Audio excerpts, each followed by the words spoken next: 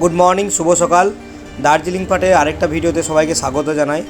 আর এই মুহূর্তে আমরা যাচ্ছি Japanese temple and peace pagoda. আর এখন ঘড়িতে সময় সকাল 6টা মতো।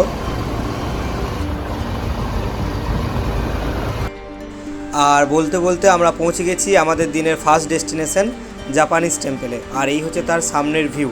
তো চলো ভেতরে গিয়ে পুরোটা দেখা যাক। আর এখন আমরা আছি জাপানিজ টেম্পলের ভেতরে। আর এখানকার ভিউটা একবার জাস্ট দেখো তোমরা।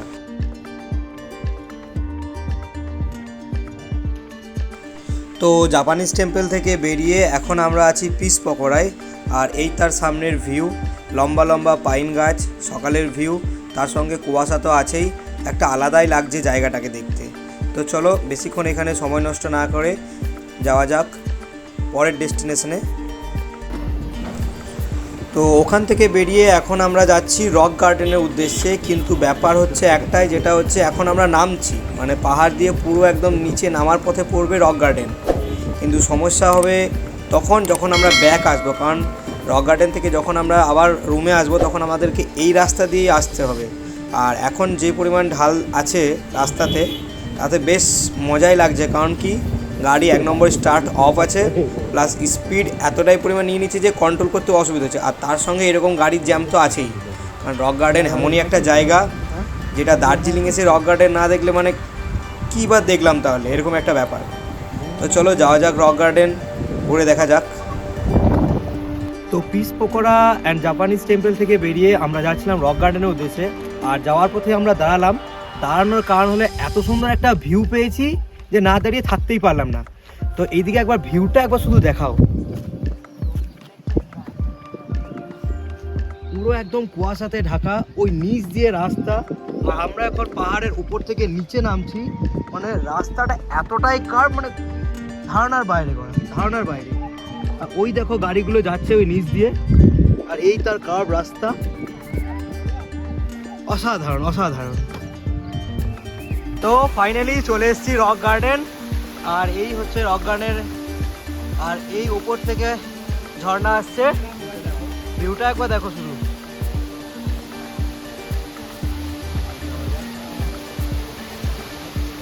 আর এই হচ্ছে টিকিট কাউন্টার, পার হেড 20। আর ওই ওপর দিয়ে আসছে ঝর্ণা। তো চলো ওপরে যাই, ঝর্ণাটা উপভোগ করি।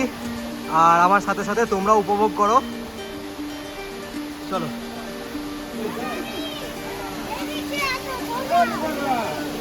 কি লাগছে দেখো।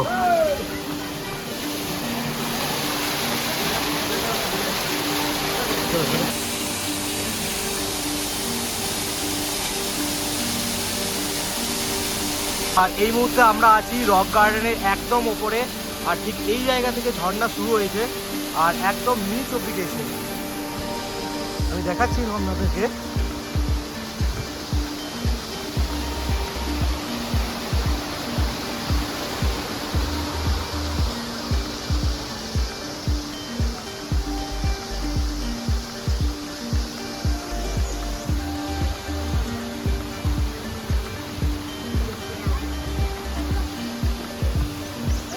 তো এখন আমরা আছি রক গার্ডেনে। আর এখানে একটা লোকাল ধাবা থেকে অর্ডার করলাম ফ্রায়েড রাইস আর অমলেট আছে। আর ওটা আছে ফ্রায়েড রাইস আর অমলেটটাকে পুরোটা মিক্স করে দিয়েছে, মানে মিক্স ফ্রায়েড রাইস। তো চলো খাওয়া যাক।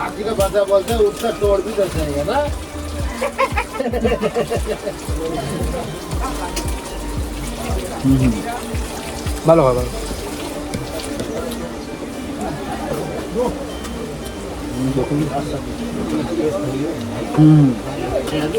আর এটার প্রাইস হচ্ছে 80 টাকা প্লেট। খাবারের মান টাকাটা ঠিকই আছে।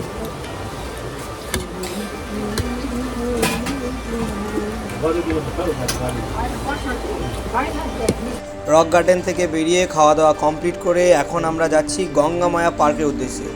আর গঙ্গা মায়া পার্কে যাওয়ার পথে রাস্তার অবস্থা একদমই ভালো নয়, পুরো একদম পাথর বেরিয়েছে। আর এই পাথর বেরোনোর মূল কারণ হচ্ছে এখানকার জল, মানে ওই যে সামনেই তোমরা রক গার্ডেনে যে ঝর্ণা দেখলে, সেটা যখন অতিরিক্ত পরিমাণে ঝর্ণাটা হয় বা হয়তো বর্ষার সময়, তখন পুরো এই পাহাড়ি রাস্তা দিয়ে নেমে আসে। আর যার কারণেই এই একদম পাথর ভাঙা রাস্তা। বাট কিছু না, এসেছি যখন তখন তো বস ঘুরে দেখবই। তো রক গার্ডেন থেকে চলে এসে আমরা এখন চলে এসেছি গঙ্গামায়া পার্ক। আর বাঁদিকে ছিল টিকিট কাউন্টার, আর এই হচ্ছে তার এন্ট্রান্স গেট। বাট একটা অবাক লাগলো এখানে এসে, যেখানে কেউ কোথাও নেই। আসার পথে লোকজনও খুব কম ছিল। অনেককে শুধিয়ে এলাম যে রক গার্ডেনটা কোন দিকে, সরি রক গার্ডেন নয়, গঙ্গামায়া পার্কটা। বাট ভিউটা কিন্তু সত্যিই খুব ভালো, কিন্তু অবাকের বিষয় যে কেউ কোথাও নেই, একমাত্র আমি আর আমার পার্টনার, এই যে, এছাড়া কেউ কোথাও নেই।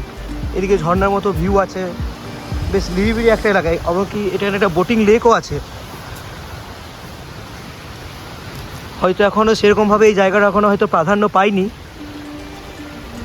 বাট যাই হোক, আমরা যখন এসেছি তখন অবশ্যই আমরাও ঘুরবো সঙ্গে। আমার সাথে সাথে আপনারাও দেখবেন, আপনারাও মজা নিন। একটা কাকার সাথে দেখা পেয়েছি, আর বল রে ये जगह इतना खाली क्यों है? अभी तो खाली है, सीजन में है ना, अप्रैल मार्च में। लेकिन हम रॉक गार्डन से आ रहे हैं, तो वहाँ पर तो बहुत सारा लोग हैं, मतलब विजिटिंग बहुत सारा, इसलिए ना हम भी वही सोच रहे थे। हाँ, उधर पार्क करे गाड़ी को, लेकिन कोई नहीं दिखा।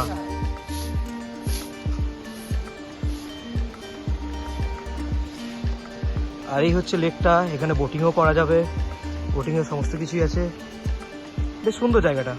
আর তোমরা যারা রক গার্ডেন আসছো অথচ গঙ্গামায়া পার্কের ব্যাপারে জানো না, তাদেরকে বলি রক গার্ডেন থেকে গঙ্গামায়া পার্ক খুব একটা ডিস্টেন্স নয়, হার্ডলি 3 থেকে 4 কিলোমিটার। বাট রাস্তা খারাপ। যারা ট্যুরিস্ট করে আসছো বা বাইকে আসছো তারা অবশ্যই আসো, জায়গাটা খুবই ভালো, খুবই সুন্দর, বেশ নিরিবিলি একটা জায়গা। গঙ্গামায়া পার্ক থেকে বেরিয়ে খারাপ রাস্তাকে ছেড়ে দিয়ে আবার সেই একই খাড়াই রাস্তা, যে রাস্তা দিয়ে নিচে নেমে এসলাম ঠিক সেই রাস্তা দিয়েই আবার ব্যাক করছি আমরা রুমের উদ্দেশ্যে। আর তোমরা জানোই, আগের ভিডিওতে তোমরা দেখেইছো আমরা রুমটা নিয়েছিলাম দার্জিলিং মলের কাছাকাছি। কিন্তু সেসব তো পরের কথা, ব্যাপারটা হচ্ছে এখন যেতে এখন অনেকটাই টাইম লাগে, কারণ কি এই খাড়াই রাস্তা, তারপর হোন্ডার 125 সিসি বাইক, সঙ্গে আমরা দুজন আছি। নামতে বেশ মজা লেগেছিলো, বাট বুঝতে পারিনি উঠতে এতটাই পরিমাণ কষ্ট হবে। গাড়ি একদমই টানছে না, 1 নম্বর গিয়ারে হার্ডলি 12 থেকে 13 স্পিড, তারপরে এরকম খারাপ রাস্তা আছে।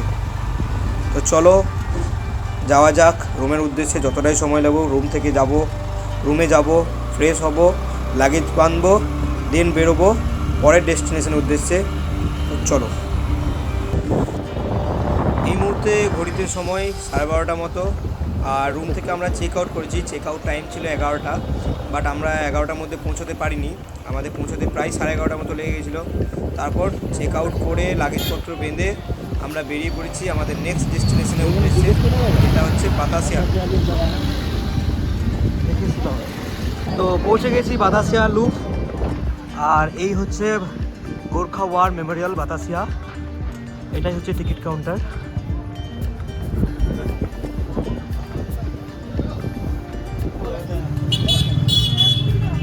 Ticket price 50 rupees.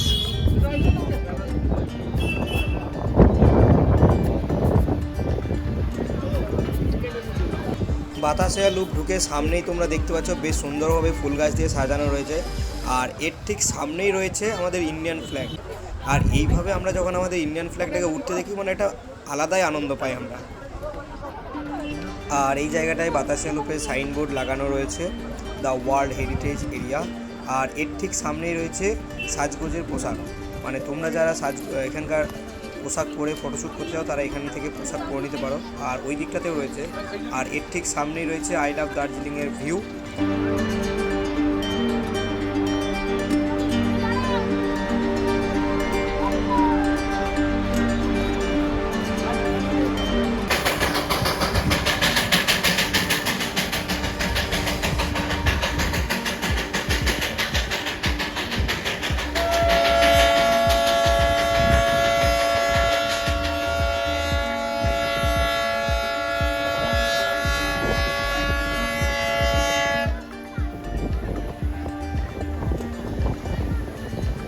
আর বাতাসিয়া লুপ থেকে বেরিয়ে এখন আমরা এসেছি ঘুম মনেস্ট্রি। আর এই হচ্ছে ঘুম মনেস্ট্রির গেট। কি পরিমাণ কুয়াশাটা একবার দেখো তোমরা।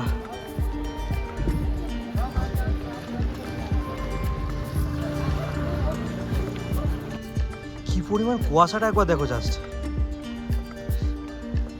এই হচ্ছে ঘুম মনেস্ট্রি। আর আমরা এখন আছি ঘুম মনিস্ট্রির ভেতরে, আর ঘুম মনিস্ট্রির ভেতরে ঢুকতেই আমরা পেয়ে গেছি আমাদের সাজগোজের জিনিস, মানে তোমরা যারা বাড়ি সাজাবার জিনিসগুলো এখান থেকে নেবে, বা হয়তো লামার টেম্পেলগুলো ছোটো ছোটো, তো তোমরা এখান থেকে নিতে পারো। প্রাইস খুব একটা ডিফারেন্স নেই দার্জিলিং আর এখানের মধ্যে। আর ভেতরটাকে কী সুন্দরভাবে সাজানো রয়েছে একবার দেখো, পুরো লর্ড বুদ্ধের পুরো কাজ, আর এখানে সামনেই কাজ চলছে। তো এখন আমি ওই জন্য দেখাতে পারলাম না পুরোটা, যেহেতু ওদের কাজ চলছে। তো চলো এখান থেকে বেরোনো যাক। ঘুম মনিস্ট্রি থেকে বেরিয়ে আমরা যাচ্ছিলাম কার্সিয়াং, কিন্তু কার্সিয়াং যাওয়ার পথে সাংঘাতিক পরিমাণ কুয়াশা আর বৃষ্টিও পড়ছিল। এই দেখো ওয়েদারের অবস্থা, পুরো একদম কুয়াশাতে ঢেকে আছে,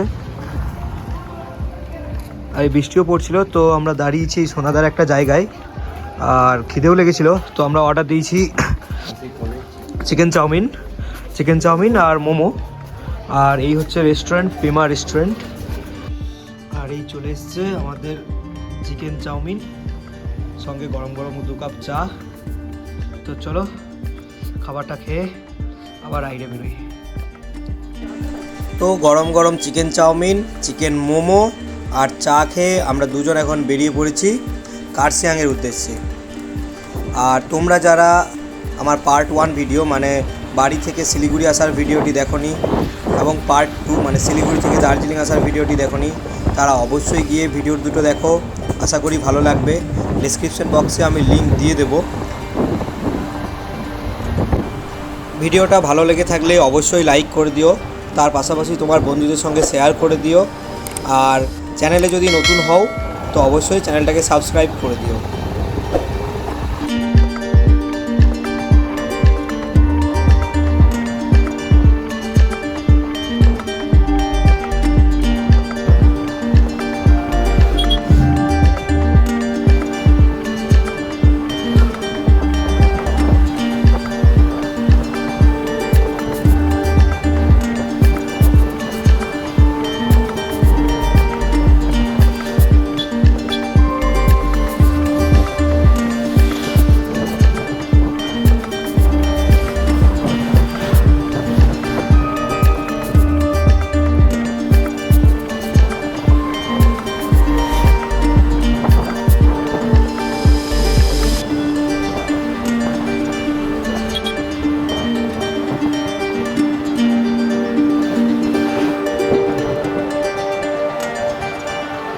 অ্যান্ড ফাইনালি চলে এসেছি কার্সিয়াং। আর এই হচ্ছে আই লাভ কার্সিয়াংয়ের ভিউ। আর এই ঠিক সামনে আছে বিশাল আকার হনুমান মূর্তি, জয় বজরংবলী, জয় সিয়ারাম। আর এর পিছন দিক দিয়ে আছে পুরো কুয়াশা ভর্তি একটা ভিউ, এই সাইডে পাইন গাছ, আর আমার ঠিক এই দিকটায় পুরো চা বাগান। এক কথায় অসাধারণ। 125 সিসি বাইক নিয়ে কখনোই ভাবতে পারিনি দার্জিলিং কার্সিয়াং সব কিছু ঘুরবো। অনেক অনেক স্ট্রাগল, ঝড় জল বৃষ্টি কুয়াশা ভর্তি সমস্ত কিছুর মধ্যে দিয়েও রেনকোট পরে চলে এসেছি, এখন হাঁপাচ্ছি। তো চলো ভিডিওটা এখানেই রাখি, দেখা হচ্ছে যেতে যেতে।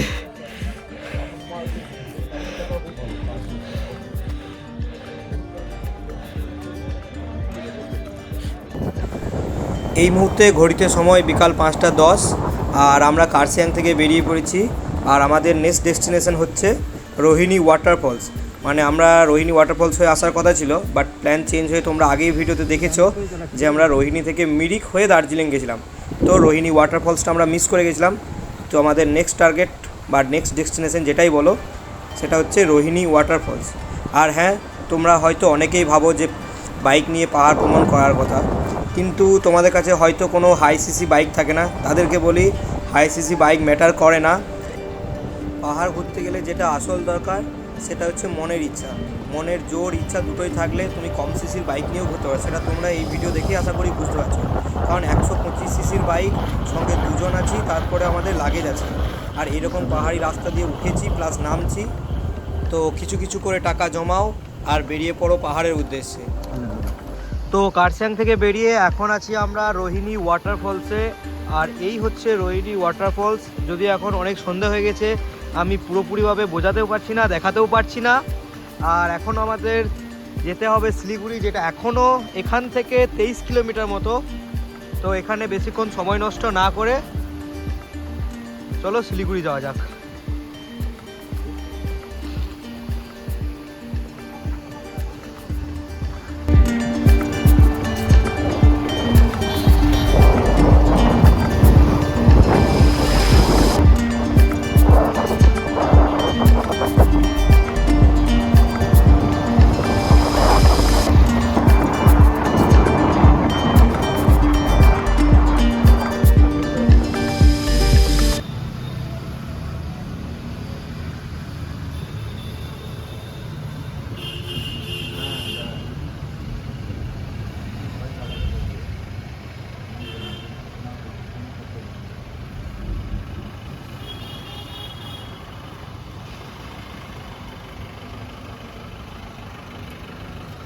ফাইনালি আমরা কার্সিয়াং রোহিণী ওয়াটারফলস হয়ে এখন চলে এসেছি শিলিগুড়ি। আর শিলিগুড়িতে এসে আমরা নিয়ে নিচ্ছি আমাদের আজকের রুম। আর এই হচ্ছে আজকে আমাদের রুমের ভিউ। আর বাইরে প্রবল ঝড় বৃষ্টি হচ্ছে, সঙ্গে কিছুক্ষণ আগে শিলাবৃষ্টি হলো, এখনও বাইরে বৃষ্টি পড়ছে। আর যেহেতু আজকে অনেকটা জার্নি করে এসেছি আর কালকে একটা লং রাইড আছে, যেহেতু কালকে আমরা যাব বাড়ি, তো কাল অনেক সকাল সকাল উঠতে হবে। তো এখন খাবার দাবার খেয়ে একটা লম্বা ঘুমের জন্য রেডি আমরা। তো চলো আজকে ব্লগটা এখানেই বন্ধ করছি, শেষ করছি। আর ভিডিওটা যদি অবশ্যই ভালো লাগে তাহলে প্লিজ প্লিজ প্লিজ চ্যানেলটাকে লাইক, সাবস্ক্রাইব আর তোমার নিজেদের বন্ধুদের সঙ্গে অবশ্যই শেয়ার করো। আর যারা ফেসবুক পেজ থেকে দেখছো অবশ্যই প্লিজ ফেসবুক পেজটাকে ফলো করে দিও। Good night.